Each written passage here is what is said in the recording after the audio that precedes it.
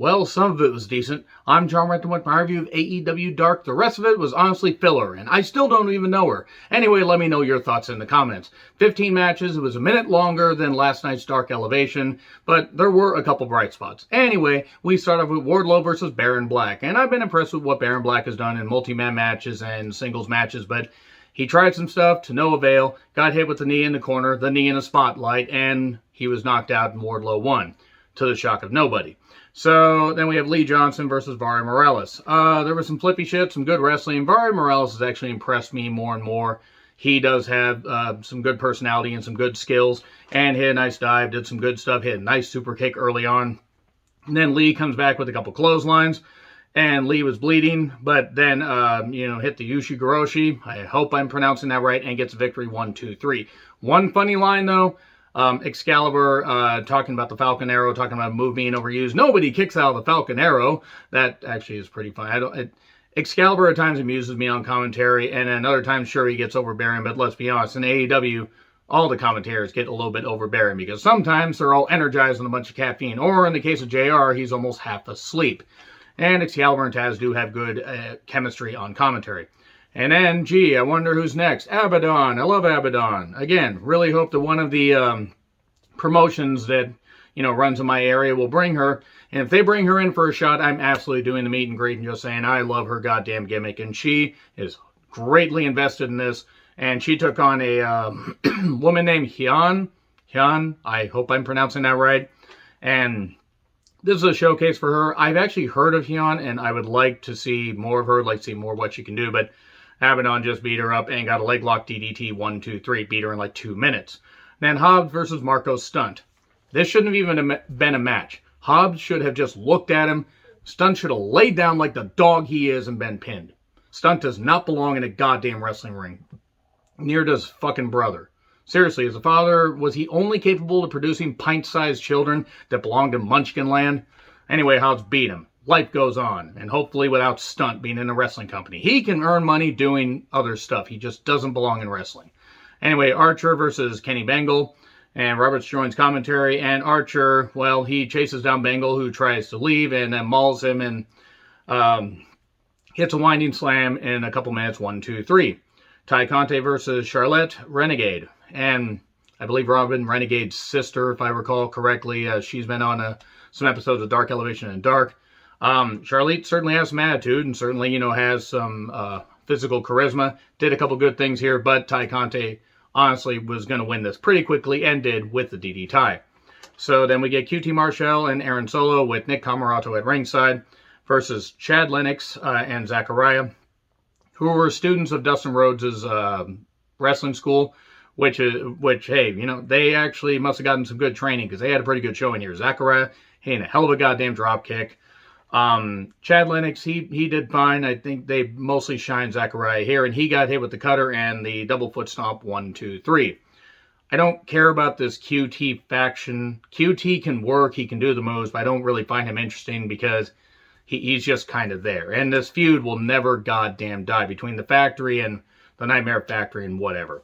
So anyway, Kazarian takes on J.D. Drake, the one guy in the Wingman or the Pretty Picture, or whatever the hell they're called, that I think has the most upside.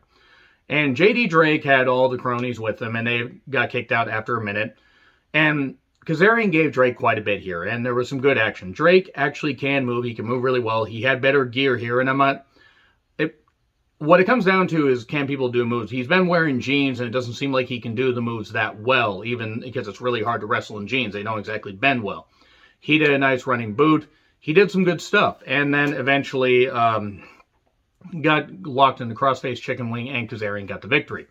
So then Angelico versus Arjun Singh, who I have not heard of, but I will say has a good look, got in some good strikes. They kept it simple, since obviously he's in the beginning of his career, and Angelico got the Navarro Death Roll and got the tap-out win. I do want to say, in case my voice sounds a little bit rough, I'm still battling the after effects of heat stroke because it's been unseasonably hot and humid in this state, and we're not prepared for it. We're just not built for it, so I apologize, for that. But anyway, not a bad match, and I hope to see this Arjun Singh guy back. He actually showed some flashes of being pretty good, has a good presence. And then we do a promo with Janela, who's annoyed by basically everything. Injury talk, questions about Sunny Kiss. Marvez is like, hey, why don't we go to another strip club? And he's just really frustrated. Is he frustrated because he knows he's not going to be re-signed by AEW, almost at WCW, by AEW? Is he just frustrated in general? I would kind of like to know. Is he all right? I may not care for the guy as a wrestler, but is he just being this? Is he just being a pouty kid on camera? Like, what is the meaning behind this? I mean, I'm not really sure what they're trying to do here. Nyla Rose with the useless Vicky Guerrero, as I'm going to keep calling her until she's off of my television screen for good, versus Holodead. I've heard of Holodead. I've also found out that you could skip 90 seconds of Nyla's entrance and not hear Vicky's annoying screeching voice, which, gee, how Eddie put up with that for years, I have no goddamn idea. Anyway, Holodead, I've heard of her. I've seen a few clips. I haven't seen a full match, and hopefully they bring her back where they actually let her get in some offense because she got beat with the Beast Bomb in about 90 seconds. Sunny Kiss versus the Blade with the Bunny. Oh boy, the Bunny. And TH2. I was less enthused about two of those people being at ringside, and the Bunny wasn't one of them. So they're featuring Sunny, and they let Sunny get in some good moves here. Sunny will never be a world champion in AEW. I don't even think he'll be the TNT champion. But he could be a tag team champion if you put him with the right person, i.e. not Janela. And Sunny's a really good athlete. He really is. And he's got a good presence. And he can do a lot of stuff. I mean, wrestling, okay, is what it is. But he can do a lot of really good athletic shit. And Sunny did fire up and got some good offense. We get interference, of course. The Bunny just screaming into the camera. Split leg for 2. Want you to factor that in for something a little bit later. Then we get near falls, we get a power slam, Dr. Mom 1, 2, 3, but Sunny got in some good moves, and Blade got the victory. 4-on-1 beatdown, Chuck and Cassidy run them off. Then Janela shows up, and he wants to try and make up to Sunny Kiss, even though he's abandoned him several times. Sunny's like, no, I don't need you. Nobody needs Joey, was an actual line from commentary, except maybe Marvez. That was funny. Nobody hurts me, or nobody ruins my family vacation but me, and maybe the boy. Anyway, we get Julia Hart with the Blondes versus Ashley D'Amboise. Okay, there were a couple decent moves here, but both these women are way too inexperienced, and they're just going to need more time. And that happens. It happens when anybody starts in wrestling. But they can get better. And Bulldog split. We get the Sandy Moonsault for 2. D'Amboise, she got in a few shots, but got hit with the split leg drop for 3. So Sunny can't beat the Blade, but Julia can beat Ashley D'Amboise. Is what it is. So anyway, we then get fireworks in the background, which I'm not really sure why. I'm honestly not sure why there were fireworks in the background. Like, was there some kind? Was it a pre-4th of July celebration? Did they travel into the future to have a 4th of July celebration around there? I have no idea. So then we get Private Party and Jack Evans versus Uno, Grayson, and Colt Boom Boom Cabana. Speaking of feuds that won't fucking die, seriously.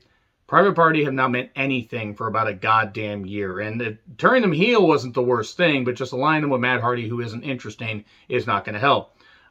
Superman pin on Evans after a few minutes. 1, 2, 3. Action was fine, but I didn't care. Captain Shawn Dean versus JDX. Good to see Shawn Dean back. JDX has a pretty good look. Also reminds me of a PlayStation 2 game, the gimmick name that he has. And good wrestling. Shawn fires up, hits a drop kick in the corner. Really nice drop kick. Hits an attention elbow drop like the People's Elbow. And then gets, lock submission in. I think a sugar hole is what they call it. And got the victory. Good stuff. And then we have the Dolph Twin and Cesar Bononi versus Jake St. Patrick and Sage Scott. Neck breaker in 3 minutes.